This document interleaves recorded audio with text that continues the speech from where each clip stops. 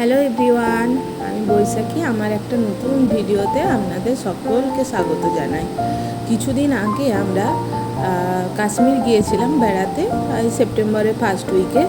তো এই টাইমটা তো আপেলের সিজন, আগস্টের লাস্ট থেকে এই সেপ্টেম্বরের লাস্ট অবধি আপেল পাড়া হয়, আপেল পাকে। তো হচ্ছে এই টাইমে গেলে আপনারা এরকম সুন্দর আপেল বাগান দেখতে পাবেন। শ্রীনগর থেকে পেহেলগাম যাওয়ার রাস্তায় এই আপেল বাগানগুলো পড়ে। রাস্তার দুধারে পরপর আপেল বাগান রয়েছে।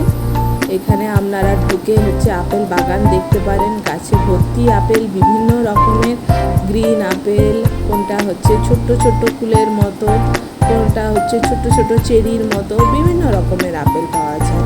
আর আপেল আমাদের এখানে যে আপেলগুলো আসে ওগুলো অতটা একটু ড্রাই টাইপের হয়, আর এইগুলো এত জুসি। আমরা গাছ থেকে পেড়ে কিছু আপেল নিয়ে এসেছিলাম, তো এখনও অবধি আমাদের বাড়িতে রয়েছে ফ্রিজে। এত সুন্দর খেতে আর তেমনই মিষ্টি। গাছগুলো দেখে এত ভালো লাগছে, থোকায় থোকায় ছোট ছোট ডালের মধ্যে থোকায় থোকায় আপেল ঝুলছে।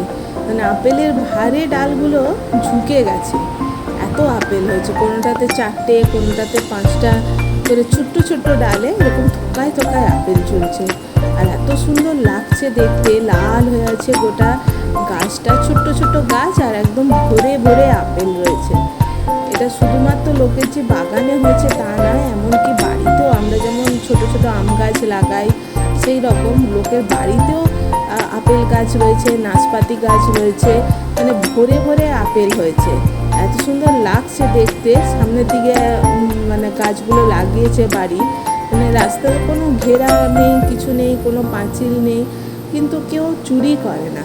এটা সবার বাড়িতেই তো আপেল ভর্তি, কে আর কার বাগানে চুরি করবে। কিন্তু আমাদের এখানে হলে সেই পাকার অবস্থায় আর থাকতো না, তার আগেই চুরি হয়ে যেত।